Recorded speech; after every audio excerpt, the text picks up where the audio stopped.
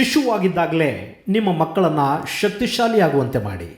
ಅವರಿಗೆ ದುರ್ಬಲತೆಯನ್ನಾಗಲಿ, ಭಯವನ್ನಾಗಲಿ, ಮೌಢ್ಯವನ್ನಾಗಲಿ ಬೋಧಿಸಬೇಡಿ.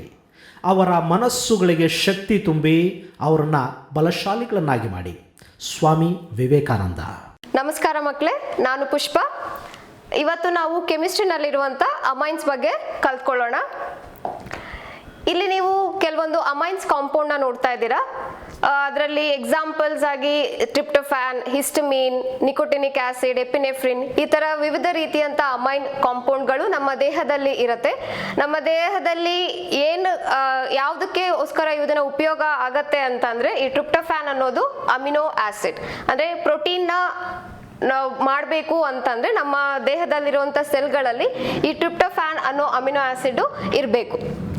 ಹಾಗೆ ಇದು ವೈಟಮಿನ್, ಇದು ಕೂಡ ಒಂದು ವೈಟಮಿನ್ B6 ಅನ್ನೋದು. ಇದು ಹಾರ್ಮೋನ್, ಎಪಿನೆಫ್ರಿನ್ ಹಾರ್ಮೋನ್. ಇದನ್ನ ಫೈಟ್ ಆರ್ ಫ್ಲೈಟ್ ಹಾರ್ಮೋನ್ ಅಂತ ಕರಿತೀವಿ.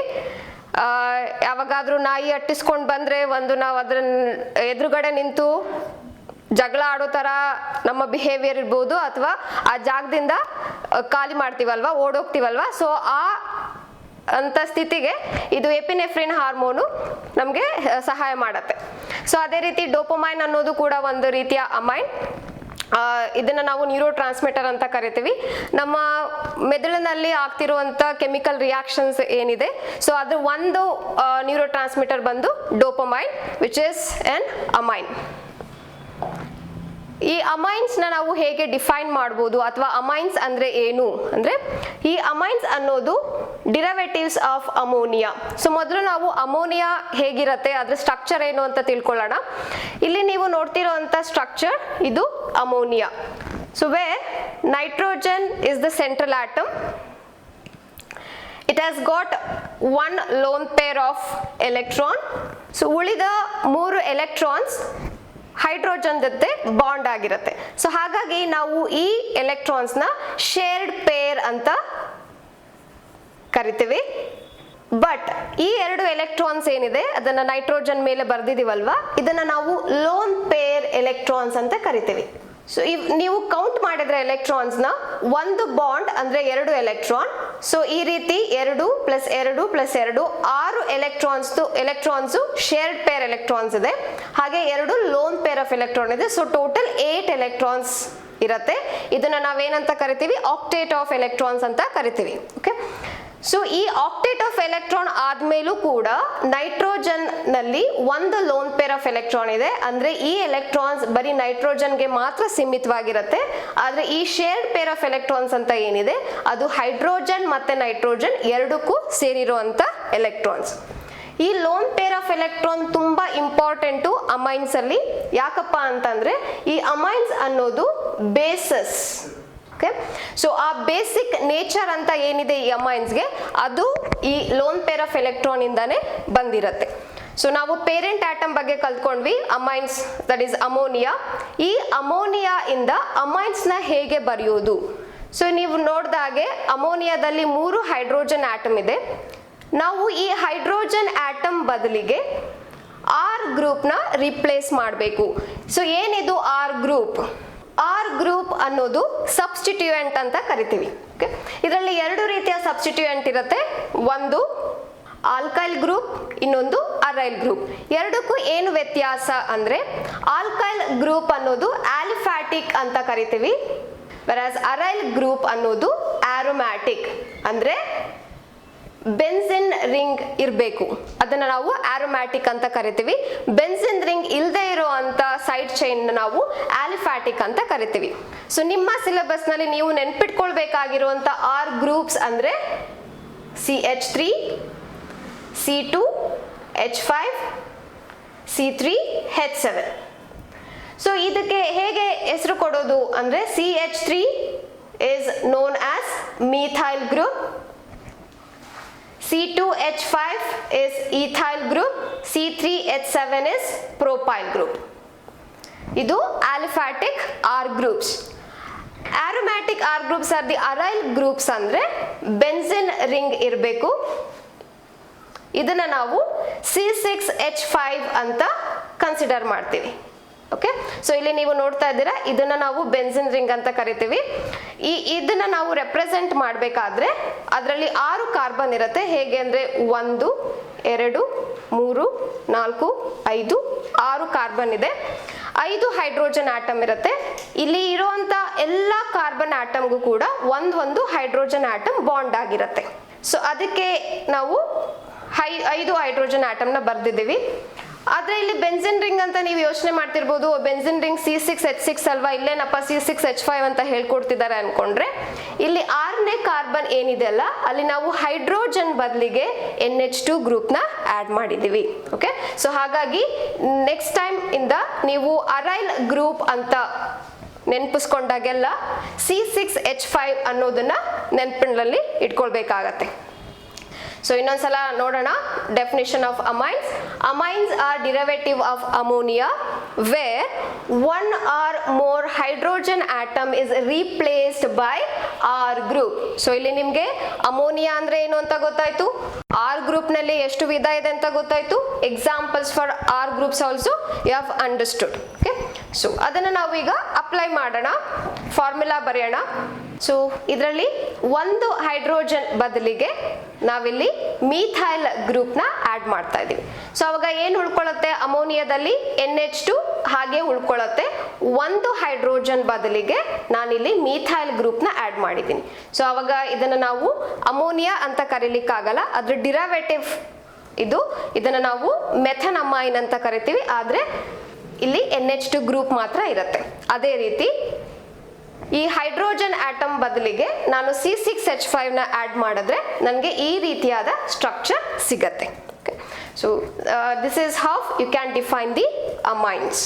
ನಾವು ನೆಕ್ಸ್ಟ್ ಕ್ಲಾಸಿಫಿಕೇಶನ್ ಕಲ್ತ್ಕೊಳ್ಳೋಣ. ಸೊ ಅಮೈನ್ಸ್ ನಲ್ಲಿ 3 ರೀತಿಯಾದ ಅಮೈನ್ಸ್ ಇದೆ. ಮೊದಲನೇದು primary amine, secondary amine and tertiary amine. ಇದನ್ನ ಹೇಗೆ ಕ್ಲಾಸಿಫೈ ಮಾಡಿದ್ದಾರೆ ಅಂದ್ರೆ, depending on the number of hydrogen atom getting replaced, ಅಥವಾ ಅಮೋನಿಯಾದಲ್ಲಿ ಇರುವಂತ 3 ಹೈಡ್ರೋಜನ್ ಆಟಮ್ ಏನಿದೆ, ನಾವು ಒಂದೊಂದಾಗಿ ಈ ಹೈಡ್ರೋಜನ್ ಆಟಮ್ನ R ಗ್ರೂಪ್ ಇಂದ ರಿಪ್ಲೇಸ್ ಮಾಡ್ತಾ ಹೋಗ್ಬೇಕು. ಸೊ ಹೀಗೆ ರಿಪ್ಲೇಸ್ ಮಾಡ್ತಾ ಹೋದಾಗೆ ಎಷ್ಟು ಹೈಡ್ರೋಜನ್ ನಾವು ರಿಪ್ಲೇಸ್ ಮಾಡ್ತೀವಿ ಅನ್ನೋದ್ರ ಮೇಲೆ ನಾವು ಅಮೈನ್ಸ್ ನ ಕ್ಲಾಸಿಫೈ ಮಾಡಬಹುದು. ಸೊ ಮೊದಲನೇದಾಗಿ ಪ್ರೈಮರಿ ಅಮೈನ್ಸ್. ಸೊ ಈ ಪ್ರೈಮರಿ ಅಮೈನ್ಸ್ ನ ನಾವು 1 ಡಿಗ್ರಿ ಅಮೈನ್ಸ್ ಅಂತ ಕೂಡ ಹೇಳಬಹುದು. ಅಂದ್ರೆ ಈ ಅಮೋನಿಯಾದಲ್ಲಿ 3 ಹೈಡ್ರೋಜನ್ ಇದೆ, ಅದ್ ನಾನು 1 ಹೈಡ್ರೋಜನ್ ನ R ಗ್ರೂಪ್ ಇಂದ ರಿಪ್ಲೇಸ್ ಮಾಡ್ತೀನಿ. ನೀವು ಇಲ್ಲಿ ರಿಕಾಲ್ ಮಾಡ್ಕೊಳ್ಬೇಕು, R ಗ್ರೂಪ್ ಅಂದ್ರೆ it can be methyl, ethyl, propyl group or benzyl group. So ಈ 2 ಎಕ್ಸಾಂಪಲ್ ನ ನೋಡಿದಾಗ ನಿಮ್ಗೆ ಗೊತ್ತಾಗತ್ತೆ, ಅಮೋನಿಯಾದಲ್ಲಿ 3 ಹೈಡ್ರೋಜನ್ ಇತ್ತು, ಆದ್ರೆ ಪ್ರೈಮರಿ ಅಮೈನ್ಸ್ ಅಲ್ಲಿ ಕೇವಲ 2 ಹೈಡ್ರೋಜನ್ ಇದೆ. ಸೊ ಇನ್ನೊಂದು ಹೈಡ್ರೋಜನ್ ಏನಾಯ್ತು, R ಗ್ರೂಪ್ ಇಂದ ರಿಪ್ಲೇಸ್ ಆಯ್ತು. ಅದನ್ನ ನಾವು ಪ್ರೈಮರಿ ಅಮೈನ್ಸ್ ಅಂತ ಕರಿತೀವಿ. ಅದೇ ರೀತಿ ನೆಕ್ಸ್ಟ್ ನಾನು 2 ಹೈಡ್ರೋಜನ್ ಆಟಮ್ ನ R ಗ್ರೂಪ್ ಇಂದ ರಿಪ್ಲೇಸ್ ಮಾಡ್ತಾ ಇದ್ದೀನಿ. ಸೊ ಅವಾಗ ಏನಾಗುತ್ತೆ, 2 ಹೈಡ್ರೋಜನ್ ಬದಲಿಗೆ ಇದು ಒಂದು R ಗ್ರೂಪ್, ಇದು ಇನ್ನೊಂದು R ಗ್ರೂಪ್.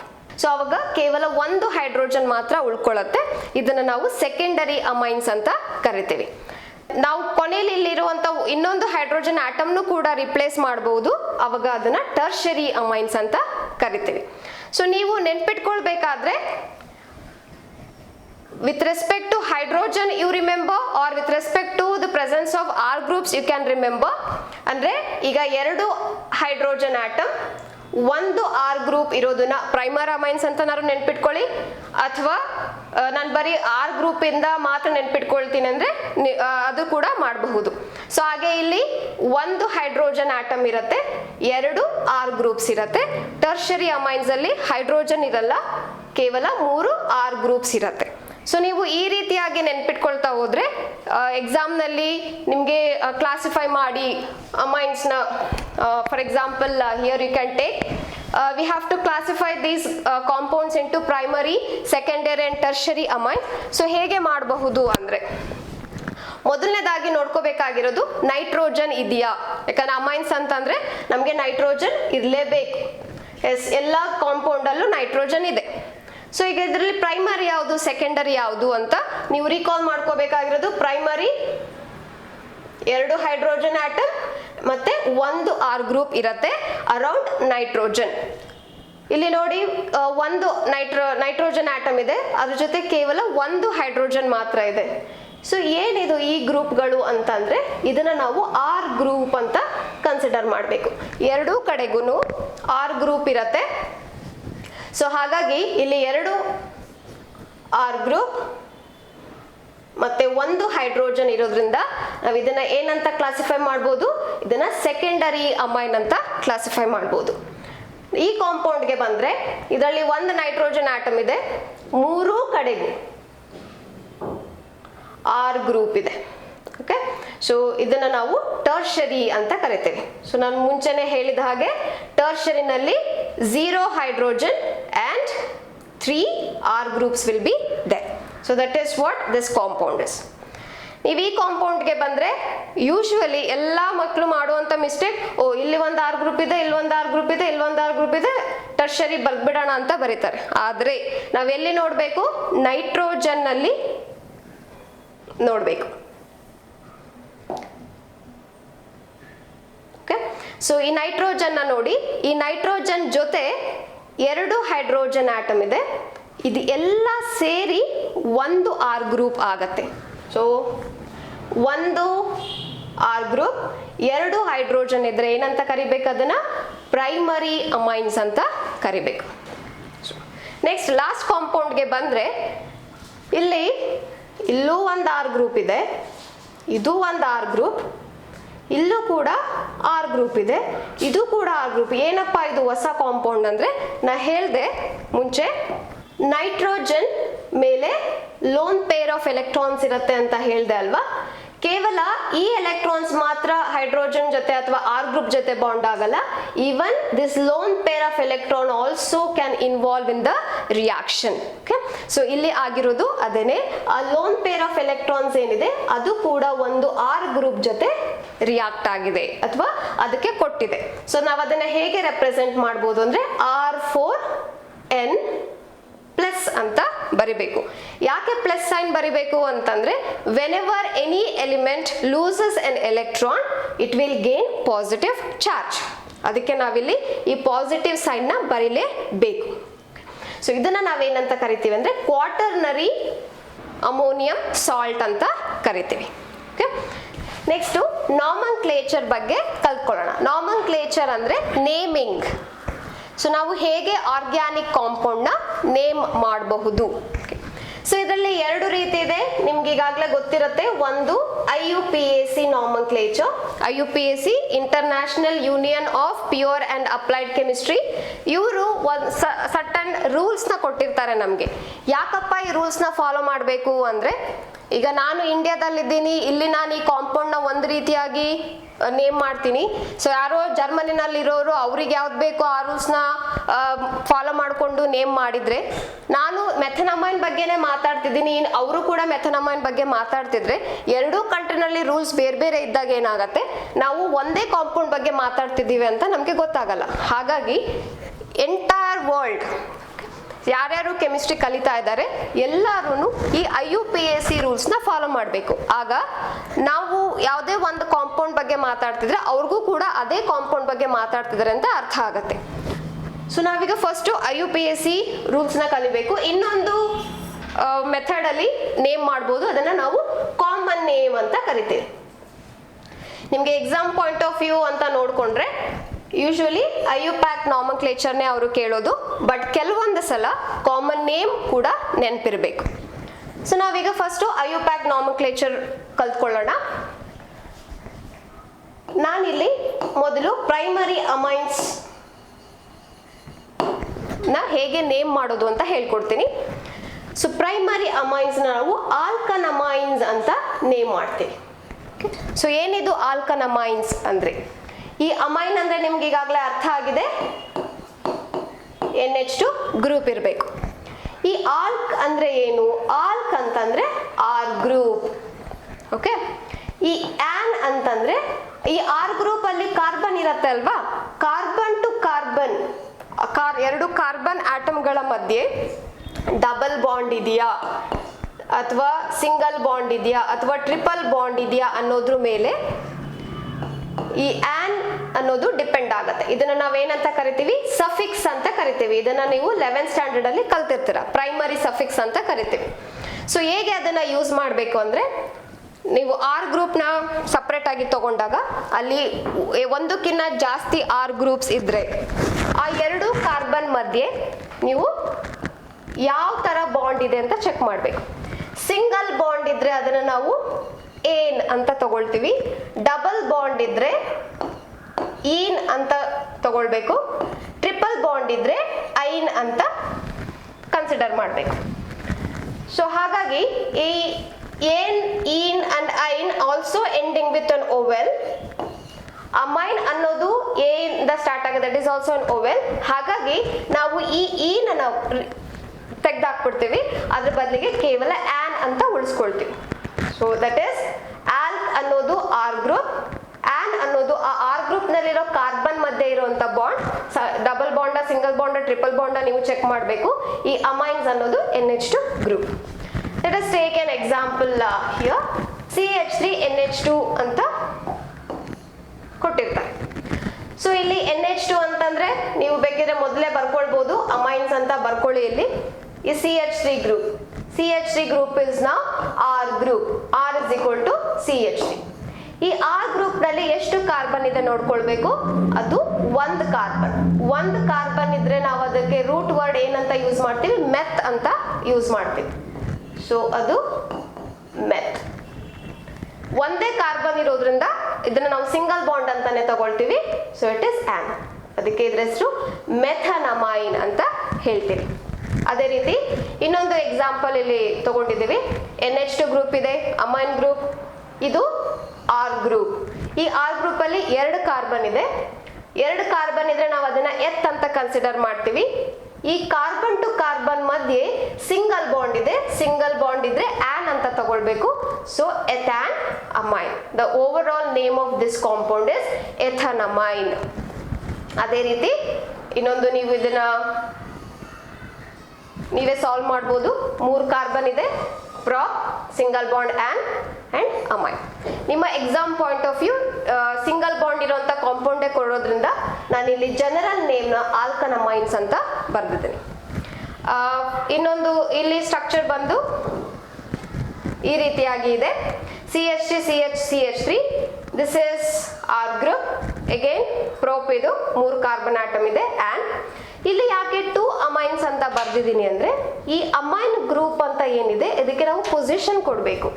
ಇದು ಎರಡಕ್ಕೂ ಏನು ಡಿಫರೆನ್ಸ್ ಅಂತ ಅಂದ್ರೆ, to the first carbon itself amine group is added, but ಇಲ್ಲಿ ಇದು ಸೆಕೆಂಡ್ ಕಾರ್ಬನ್ ಆಟಮ್ಗೆ ಅಟ್ಯಾಚ್ ಆಗಿದೆ. ಹಾಗಾಗಿ ನಾವು ಆ ಪೊಸಿಷನ್ ನ ಮೆನ್ಷನ್ ಮಾಡಲೇಬೇಕು. ಇದನ್ನ ನಾವು ಐಸೋಮರ್ಸ್ ಅಂತ ಕರಿತೀವಿ. So to be very specific, ಇದು ಪೊಸಿಷನ್ ಐಸೋಮರ್ಸ್. ಈಗ ಸೆಕೆಂಡರಿ ಅಮೈನ್ಸ್ಗೆ ಬಂದ್ರೆ, ಸೊ ಫಸ್ಟ್ ನೀವು ಚೆಕ್ ಮಾಡಬೇಕು ಪ್ರೈಮರಿನ, ಸೆಕೆಂಡರಿನ, ಟರ್ಷರಿನ ಅಂತ. ಇದು secondary. Why? Because there are 2 R groups and only 1 hydrogen is there. So it is a secondary amine. So secondary amine ನ ಹೇಗೆ ನೇಮ್ ಮಾಡೋದು ಅಂದ್ರೆ, ಇದರಲ್ಲಿ one of the R group should be considered as substituent. So ಈಗ 2 R group ಇದೆಲ್ಲ, ನಾವೀಗ R1 ಮತ್ತೆ R2 ಅಂತ ತಗೊಳ್ಳೋಣ. ಇಲ್ಲಿ R1 ಮತ್ತೆ R2 ಎರಡು ಒಂದೇ ಗ್ರೂಪ್ ಆಗಿರೋದ್ರಿಂದ ಏನು ಪ್ರಾಬ್ಲಮ್ ಇಲ್ಲ. ಯಾವುದೇ R ಗ್ರೂಪ್ ನ ನೀವು ಸಬ್ಸ್ಟಿಟ್ಯೂಯೆಂಟ್ ಅಂತ ತಗೊಳ್ಬಹುದು. ಇನ್ನೊಂದು R ಗ್ರೂಪ್ ನ ರೂಟ್ ವರ್ಡ್ ಅಂತ ಕನ್ಸಿಡರ್ ಮಾಡಬೇಕಾಗತ್ತೆ. ಸೊ ಈ ತರ ಇರುವಾಗ ಹೇಗೆ ನೇಮ್ ಮಾಡೋದು? ಫಸ್ಟ್ ಸಬ್ಸ್ಟಿಟ್ಯೂಯೆಂಟ್ ನ ನೇಮ್ ಮಾಡಬೇಕು. ನಾನು ಈ R ಗ್ರೂಪ್ ನ ಸಬ್ಸ್ಟಿಟ್ಯೂಯೆಂಟ್ ಅಂತ ತಗೊಂಡಿದ್ದೀನಿ. ಅಗೇನ್ ಅದು ಮೀಥೈಲ್. ಸೊ ಅವಾಗ ಇದು ರೂಟ್ ವರ್ಡ್ ಆಗತ್ತೆ, meth and amine. Okay, so the name of this compound is methyl methanamine. ಆದ್ರೆ ಇಲ್ಲಿ N ಅಂತ ಬರ್ದಿದೆ. ಯಾಕೆ N ಅಂತ ಬರ್ದಿದೆ ಅಂದ್ರೆ, ಈ ಸಬ್ಸ್ಟಿಟ್ಯೂಯೆಂಟ್ ಅಂತ ಏನಿದೆ ಅದು ಡೈರೆಕ್ಟ್ ಆಗಿ ನೈಟ್ರೋಜನ್ಗೆ ಅಟ್ಯಾಚ್ ಆಗಿದೆ ಅಂತ ತೋರಿಸ್ಲಿಕ್ಕೋಸ್ಕರ N methyl methanamine ಅಂತ ತಗೊಳ್ಬೇಕು. ಸೊ ಇನ್ನೊಂದು ಎಕ್ಸಾಂಪಲ್ ನೋಡೋಣ, ನಿಮ್ಗೆ ಇನ್ನೂ ನೀಟಾಗಿ ಅರ್ಥ ಆಗುತ್ತೆ. ಸೊ ಇಲ್ಲಿ 2 R ಗ್ರೂಪ್ ಇದೆ, ಇದು ಕೂಡ ಸೆಕೆಂಡರಿ ಅಮೈನ್ಸ್ ಆದರೆ ಆರ್ ಗ್ರೂಪ್ಸ್ ಬೇರೆ ಬೇರೆ ಇದೆ. R1 ಬಂದು ಮಿಥೈಲ್ ಗ್ರೂಪ್ ಇದೆ, R2 ಬಂದು ಈಥೈಲ್ ಗ್ರೂಪ್ ಇದೆ. ಸೊ ಈ ತರ ಇರುವಾಗ ಹೇಗೆ ಕನ್ಸಿಡರ್ ಮಾಡಬೇಕು, ಯಾವುದನ್ನ ನಾವು ಸಬ್ಸ್ಟಿಟ್ಯೂಯೆಂಟ್ ಅಂತ ತಗೊಳ್ಬೇಕು, ಯಾವುದನ್ನ ರೂಟ್ ವರ್ಡ್ ಅಂತ ಕನ್ಸಿಡರ್ ಮಾಡಬೇಕು ಅಂದ್ರೆ ನೀವು ನಂಬರ್ ಆಫ್ ಕಾರ್ಬನ್ ಆಟಮ್ಸ್ ನ ಕೌಂಟ್ ಮಾಡಬೇಕು. ಯಾವುದ್ರಲ್ಲಿ ಜಾಸ್ತಿ ಕಾರ್ಬನ್ ಆಟಮ್ ಇರುತ್ತೋ ಅದನ್ನ ರೂಟ್ ವರ್ಡ್ ಅಂತ ತಗೊಳ್ಳಿ. ಯಾವುದ್ರಲ್ಲಿ ಕಡಿಮೆ ಕಾರ್ಬನ್ಸ್ ಇರುತ್ತೋ ಅದನ್ನ ನಾವು ಸಬ್ಸ್ಟಿಟ್ಯೂಯೆಂಟ್ ಅಂತ ತಗೊಳ್ಬೇಕು. ಸೊ ಈ ರೀತಿಯಾಗಿ ನಾವು ಕನ್ಸಿಡರ್ ಮಾಡ್ಕೊಂಡ್ಮೇಲೆ ಇದ್ರ ಹೆಸರು ಏನ್ ಬರಿಬಹುದು ಅಂದ್ರೆ, ಇದು ಸಬ್ಸ್ಟಿಟ್ಯೂಯೆಂಟ್ ಆಗಿರೋದ್ರಿಂದ ಫಸ್ಟ್ ಮಿಥೈಲ್ ಅಂತ ಬರಿಬೇಕು. ಇದು ರೂಟ್ ವರ್ಡ್ ಆಗಿರೋದ್ರಿಂದ 2 ಕಾರ್ಬನ್ ಇದೆ, ಎತ್ ಸಿಂಗಲ್ ಬಾಂಡ್ ಅಂಡ್ ಅಮೈನ್. ಈ ಮಿಥೈಲ್ ಗ್ರೂಪ್ ಡೈರೆಕ್ಟ್ ಆಗಿ ನೈಟ್ರೋಜನ್ಗೆ ಅಟ್ಯಾಚ್ ಆಗಿರೋದ್ರಿಂದ ಎನ್ ಮಿಥೈಲ್ ಎಥನಮೈನ್. ಸೊ ನಿಮ್ಗೆ ಇದು ಅರ್ಥ ಆಗಿದ್ರೆ ನೀವು ಇನ್ನೊಂದು ಕಾಂಪೌಂಡ್ ಟ್ರೈ ಮಾಡ್ಬೋದು. C2H5 N C3H7. ಸೊ ಇಲ್ಲೂ ಕೂಡ ಬೇರೆ ಬೇರೆ ಆರ್ ಗ್ರೂಪ್ಸ್ ಇದೆ. ಇದರಲ್ಲಿ C3H7 ಕಾರ್ಬನ್ ಜಾಸ್ತಿ ಇದೆ, ಇದರಲ್ಲಿ ಕಡಿಮೆ ಇದೆ. ಸೊ ಯಾವುದನ್ನ ರೂಟ್ ವರ್ಡ್ ಆಗಿ ತಗೊಳ್ಬೇಕು, ಯಾವುದನ್ನ ಸಬ್ಸ್ಟಿಟ್ಯೂಯೆಂಟ್ ಆಗಿ ತಗೊಳ್ಬೇಕು ಅನ್ನೋದು ನಿಮ್ಗೆ ಅರ್ಥ ಆಗಿದ್ರೆ ಈಸಿಯಾಗಿ ಇದನ್ನ ನೇಮ್ ಮಾಡಬಹುದು. Next tertiary amines. Tertiary amines again so ನೋಡ್ಕೊಳ್ಳಿ 3 ಆರ್ ಗ್ರೂಪ್ಸ್ ಇದೆಯಾ ಅಂತ. ಸೊ ಇದರಲ್ಲಿ ಎಲ್ಲ ಆರ್ ಗ್ರೂಪ್ಸ್ ಸೇಮ್ ಇದೆ. ಇದನ್ನ ಹೇಗೆ ನೇಮ್ ಮಾಡೋದು ಅಂದ್ರೆ, when we have got same R groups more than 2 or more than twice, then we have to use prefixes like di, tri, tetra. ಇದೆಲ್ಲ ಬೇಸಿಕ್ಸ್ ನಿಮಗೆ ಗೊತ್ತಿರುತ್ತೆ ಎಷ್ಟೊತ್ತಿಗೆ. ನಾನಿಲ್ಲಿ 3 R ಗ್ರೂಪ್ ನಲ್ಲಿ ಯಾವ್ದಾದ್ರು 2 R ಗ್ರೂಪ್ ನ ಸಬ್ಸ್ಟಿಟ್ಯೂಯೆಂಟ್ ಅಂತ ಕನ್ಸಿಡರ್ ಮಾಡ್ತೀನಿ, ಇನ್ ಒಂದು R ಗ್ರೂಪ್ ನ ರೂಟ್ ವರ್ಡ್ ಅಂತ ತಗೊಳ್ಳೋಣ. ಸೊ ಇಲ್ಲಿ ಎಲ್ಲ ಆರ್ ಗ್ರೂಪ್ ಸೇಮ್ ಇರೋದ್ರಿಂದ ಏನು ಪ್ರಾಬ್ಲಮ್ ಇಲ್ಲ. ಇದು ಮಿಥೈಲ್ ಗ್ರೂಪ್, ನಾವು ಇದನ್ನ ಡೈ ಮಿಥೈಲ್ ಅಂತ ಬರಿತೀವಿ. ಅಂಡ್ ಇನ್ ಒಂದು R group meth and amine. So ನಾವು ಸೆಕೆಂಡ್ರಿನಲ್ಲಿ ಹೇಗೆ ಎನ್ ಬರ್ದಿದ್ವೋ ಇಲ್ಲೂ ಕೂಡ N, N ಅಂತ ಬರಿಬೇಕು. ಅಂದ್ರೆ ಅರ್ಥ ಇಲ್ಲಿ 2 ಮಿಥೈಲ್ ಗ್ರೂಪ್ ಇದೆ, ಆ 2 ಮಿಥೈಲ್ ಗ್ರೂಪ್ಗಳು ಕೂಡ ನೈಟ್ರೋಜನ್ಗೆ ಡೈರೆಕ್ಟ್ ಆಗಿ ಅಟ್ಯಾಚ್ ಆಗಿದೆ ಅಂತ ಹೇಳುತ್ತೆ ಇದು. ಸೊ ಇದ್ರದ್ದು ಹೆಸರು ಬಂದು N, N dimethyl methanamine. Similarly, we have got other compound where 2 of them are same group and the third one is different. Same. ಈಗ ಬೇರೆ ಬೇರೆ ರೀತಿಯಾದ ಆರ್ ಗ್ರೂಪ್ ಇದ್ರೆ ಯಾವ ಆರ್ ಗ್ರೂಪ್ ನಲ್ಲಿ ಜಾಸ್ತಿ ಕಾರ್ಬನ್ ಆಟಮ್ ಇರುತ್ತೋ ಅದನ್ನ ನೀವು ರೂಟ್ ವರ್ಡ್ ಅಂತ ತಗೊಳ್ಳಿ. ಸೊ ನಾನು ಇದನ್ನ R3 ಅಂತ ಕನ್ಸಿಡರ್ ಮಾಡಿದ್ರೆ R3 is the root word for this and R1 and R2 will be the substituent. ಹಾಗೆ ಈ ಕಾಂಪೌಂಡ್ ನಲ್ಲಿ ಬಂದ್ರೆ 3 ಆರ್ ಗ್ರೂಪ್ಗಳು ಬೇರೆ ಬೇರೆ ಆಗಿದೆ. ಸೊ ಇಲ್ಲಿ ನಾವು ಯಾವ ರೀತಿ ನೇಮ್ ಮಾಡಬೇಕು, ಯಾವ ಆರ್ ಗ್ರೂಪ್ ನಲ್ಲಿ ಜಾಸ್ತಿ ಕಾರ್ಬನ್ ಆಟಮ್ ಇರುತ್ತೋ ಅದನ್ನ ರೂಟ್ ವರ್ಡ್ ಅಂತ ತಗೋಬೇಕು, ಉಳಿದ 2 ಸಬ್ಸ್ಟಿಟ್ಯೂಯೆಂಟ್ ಅಂತ ಕನ್ಸಿಡರ್ ಮಾಡಬೇಕು. ಓಕೆ, ಸೊ ಇದ್ರದ್ದು ನೇಮ್ ಹೇಗೆ ಮಾಡೋದು ನೇಮ್ ಅಂತಂದ್ರೆ, ಸೊ ಇಲ್ಲಿ ನಮ್ಗೀಗ ಮಿಥೈಲ್ ಗ್ರೂಪ್ ಇದೆ, ಈಥೈಲ್ ಗ್ರೂಪ್ ಇದೆ. Okay, so E and M, right, first ಲೆಟರ್ನ ನಾವು ಚೆಕ್ ಮಾಡಬೇಕು, ಅದನ್ನ ಆಲ್ಫಾಬೆಟಿಕಲ್ ಆರ್ಡರ್ ಅಲ್ಲಿ ಅರೇಂಜ್ ಮಾಡಬೇಕು. ಸೊ ಇದು N ethyl, N methyl propanamine is the name of the compound. Okay? So ಹಾಗೆ ಈ ಕಾಂಪೌಂಡ್ಗೆ ಬಂದ್ರೆ, ಸೊ ಇಲ್ಲಿ ಇದು R1 and R2 is the substituent and R3 is the root word. So ಎರಡು substituent same ಇರೋದ್ರಿಂದ ನಾನು ಇಲ್ಲಿ ಡೈಮಿಥೈಲ್ ಅಂತ ತಗೊಳ್ಬೇಕು. ಆ dimethyl N, N dimethyl ethanamine is the name of the compound. So ಇಲ್ಲಿವರೆಗೂ ನಾವು ಆಲಿಫ್ಯಾಟಿಕ್ ಅಮೈನ್ಸ್ ಬಗ್ಗೆ ಕಲ್ತ್ಕೊಂಡ್ವಿ. ಆರೋಮ್ಯಾಟಿಕ್ ಅಮೈನ್ಸ್ ನ ಹೇಗೆ ನೇಮ್ ಮಾಡೋದು ಅಂತ ಕಲ್ತ್ಕೊಳ್ಳೋಣ ಈಗ. ಆರೋಮ್ಯಾಟಿಕ್ ಅಮೈನ್ಸ್ ಅಂದ್ರೆ ಬೆನ್ಸಿನ್ ಗ್ರೂಪ್ ಇರುತ್ತೆ. This is C6H5. ಅದಕ್ಕೆ ಅಮೈನ್ ಗ್ರೂಪ್ ಆಡ್ ಆಗಿದೆ. ಇದನ್ನ ನಾವು ಅನಿಲಿನ್ ಅಂತ ಕರಿತೀವಿ. ಸೊ ಅನಿಲಿನ್ ಅನ್ನೋದು ಕಾಮನ್ ನೇಮ್. ಈ ಅನಿಲಿನ್ ಅನ್ನೋದನ್ನ ನಾವು IUPAC ನೇಮ್ ಆಗಿ ಕೂಡ ತಗೊಳ್ಬಹುದು. Other than aniline, one more name can be given for this compound. ಅದನ್ನ ನಾವು ಬೆನ್ಝೀನ್ ಅಮೈನ್ ಅಂತ ಕರಿತೀವಿ. ಹೇಗೆ ಬೆನ್ಝೀನ್ ಅಮೈನ್ ಅಂದ್ರೆ ಇದು benzene group. The functional group attached is amine. So since both of them are oval, ಇದನ್ನ ಈನ ನಾವು replace ಮಾಡ್ತಾ ಇದೀವಿ ಅಂದ್ರೆ ಅದನ್ನ ಒಮಿಟ್ ಮಾಡ್ತಾ ಇದೀವಿ. So the final name is benzene amine ಅಥವಾ ನೀವು ಅನಿಲಿನ್ ಅಂತ ಕೂಡ ಯೂಸ್ ಮಾಡಬಹುದು. ಇಲ್ಲಿ ಬರೀ ಒಂದೇ ಸಬ್ಸ್ಟಿಟ್ಯೂಯೆಂಟ್ ಇದೆ. ಆದ್ರೆ ನೆಕ್ಸ್ಟ್ ಕಾಂಪೌಂಡ್ ನ ನೀವು ನೋಡಿದ್ರೆ ಇಲ್ಲಿ ಎರಡು ಸಬ್ಸ್ಟಿಟ್ಯೂಯೆಂಟ್ ಇದೆ. ಒಂದು ಮಿಥೈಲ್ ಗ್ರೂಪ್ ಇದೆ, ಇನ್ನೊಂದು ಅಮೈನ್ ಗ್ರೂಪ್ ಇದೆ. ಸೊ ಈ ರೀತಿ ಎರಡು ಸಬ್ಸ್ಟಿಟ್ಯೂಯೆಂಟ್ ಇರೋದನ್ನ ಡೈ ಸಬ್ಸ್ಟಿಟ್ಯೂಯೆಂಟ್ಸ್ ಅಂತ ಕರೀತಾರೆ. ಈ ಎರಡು ಸಬ್ಸ್ಟಿಟ್ಯೂಯೆಂಟ್ ಇರೋ ಅಂತ ಗ್ರೂಪ್ ಕಾಂಪೌಂಡ್ ಅಲ್ಲಿ ನಾವು ಪೊಸಿಷನ್ಸ್ ನ ಕೊಟ್ಕೊಳ್ತಾ ಹೋಗ್ಬೇಕು. ಕಾಮನ್ ನೇಮ್ಸ್ ಅಲ್ಲಿ ortho, para and meta position ಅಂತ ಬರುತ್ತೆ.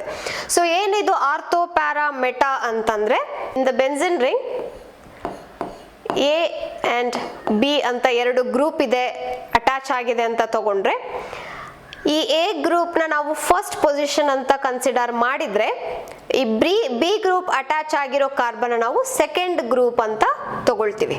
ಓಕೆ, ಸೊ ಅದೇ ರೀತಿ ಈ ಕಡೆನೂ ಕೂಡ ಬಿ ಇದ್ದಿದ್ರೆ ಲೆಫ್ಟ್ ಸೈಡ್ ಅಲ್ಲೂ ಕೂಡ ಇದನ್ನ ನಾವು ಅವಾಗ ಸಿಕ್ಸ್ತ್ ಪೊಸಿಷನ್ ಅಂತ ತಗೊಳ್ತೀವಿ.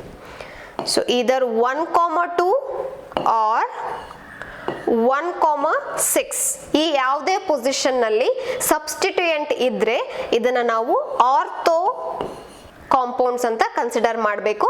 ಇಲ್ಲಿ ತಗೊಂಡಿರೋ ಎಕ್ಸಾಂಪಲ್ ನಲ್ಲಿ at the first and second position ಎರಡು ಸಬ್ಸ್ಟಿಟ್ಯೂಯೆಂಟ್ಸ್ ಅಟ್ಯಾಚ್ ಆಗಿದೆ ಬೆನ್ಸಿನ್ಗೆ. ಸೊ ಹಾಗಾಗಿ ಇದನ್ನ ನಾವು ಆರ್ಥೋ ಅಂತ ಕನ್ಸಿಡರ್ ಮಾಡಬಹುದು. ಈಗ ಈ ತರ ಬದಲಿಗೆ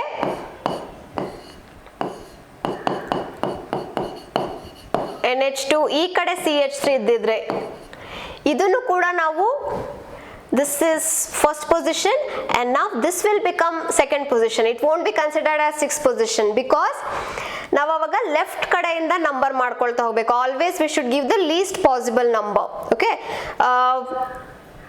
ಅವಾಗ ಈ ಪೊಸಿಷನ್ ಏನ್ ಬರುತ್ತೆ ಇದು ಸಿಕ್ಸ್ತ್ ಪೊಸಿಷನ್ ಆಗುತ್ತೆ. Okay, so 1 and 2 or 1 and 6 is called as the ortho position. ಅದೇ ರೀತಿ so ಇದು first position ಆದ್ರೆ this is third position 1,3 ಅಥವಾ 1,5. Okay, so ಈ ಎರಡು ಪೊಸಿಷನ್ಸ್ ನಾವು ಮೆಟಾ ಪೊಸಿಷನ್ಸ್ ಅಂತ ಕರಿತೀವಿ. It is abbreviated as M, small case m, and the fourth position, okay, which is called as the para position. Okay, so ಇದನ್ನ ನೆನ್ಪಿಟ್ಕೊಂಡ್ರೆ ortho, meta, para depending on that one aromatic compound ನ name ಮಾಡಬಹುದು in a common ನಾಮನ್ಕ್ಲೇಚರ್. IUPAC ಅಲ್ಲಿ ನಾವು direct ಆಗಿ ನಂಬರ್ನ ಕೊಟ್ಕೊಳ್ತಾ ಹೋಗ್ತೀವಿ. ಇಲ್ಲಿ ಆರ್ಥೋ, ಪ್ಯಾರಾ, ಮೆಟಾ ಅಂತ ಯೂಸ್ ಮಾಡಲ್ಲ. ಈಗ ಈ ಕಾಂಪೌಂಡ್ಗೆ IUPAC nomenclature is since this is the first position, this is the second position, ನಾವಿಲ್ಲಿ ಮಿಥೈಲ್ ಅನಿಲಿನ್, ಬಟ್ ಆ ಮಿಥೈಲ್ ಗ್ರೂಪ್ ಯಾವ ಪೊಸಿಷನ್ ಅಲ್ಲಿ ಅಟ್ಯಾಚ್ ಆಗಿದೆ, ಸೆಕೆಂಡ್ ಪೊಸಿಷನ್ ಅಲ್ಲಿ ಅಟ್ಯಾಚ್ ಆಗಿದೆ. ಹಾಗಾಗಿ 2 ಮಿಥೈಲ್ ಅನಿಲಿನ್ ಅಂತ ಕೊಟ್ಟಿದ್ದೀವಿ. ಸೊ ಹಾಗೆ ಈ ಕಾಂಪೌಂಡ್ ಗೆ ಬಂದ್ರೆ ಇದು first position, that is aniline ಅಥವಾ ಅಮೈನ್ ಏನ್ ಅಟ್ಯಾಚ್ ಆಗಿದೆ ಅದು ಫಸ್ಟ್, ಹಾಗೆ ಇದು second, third and this is the fourth carbon. So fourth position ಅಲ್ಲಿ ಬ್ರೋಮಿನ್ ಇರೋದ್ರಿಂದ 4 ಬ್ರೋಮೋ ಅನಿಲಿನ್ ಅಂತ. ಸೊ ಇಲ್ಲಿ ನೀವು ನೋಡಿರೋ ಹಾಗೆ ಅನಿಲಿನ್ ನಾವು ಬೆನ್ಸಿನ್ ಅಮೈನ್ ಅಂತ ಕೂಡ ಬರೀಬಹುದು. ಹಾಗಾಗಿ ಆ ತರನಾದ್ರೂ ನೀವು ನೇಮ್ ಮಾಡಬಹುದು ಅಥವಾ ಡೈರೆಕ್ಟ್ ಆಗಿ ಅನಿಲಿನ್ ಅಂತ ಕೂಡ ತಗೊಳ್ಬಹುದು. ಸೊ ಮೆಟಾ ಅಂತ ಬಂದ್ರೆ ಎಂ ಬ್ರೋಮೋ ಅನಿಲಿನ್ ಅಂತ ನೀವು ತಗೊಳ್ಬೇಕಾಗತ್ತೆ.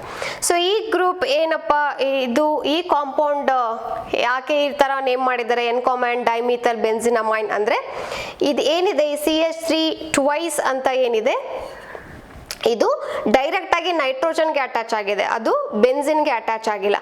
ಹಾಗಾಗಿ ನಾವು ಆಲಿಫ್ಯಾಟಿಕ್ಗೆ ಏನು ಮೆಥಡ್ನ ಯೂಸ್ ಮಾಡಿದ್ವಿ ಅದೇ ಮೆಥಡ್ನ ಇಲ್ಲಿ ಯೂಸ್ ಮಾಡಿಕೊಂಡು N, dimethyl, and this group is known as the benzene amine or aniline. So you can call it as the N, dimethyl aniline ಅಂತ ಕೂಡ ನೀವು ನೇಮ್ ಮಾಡಬಹುದು.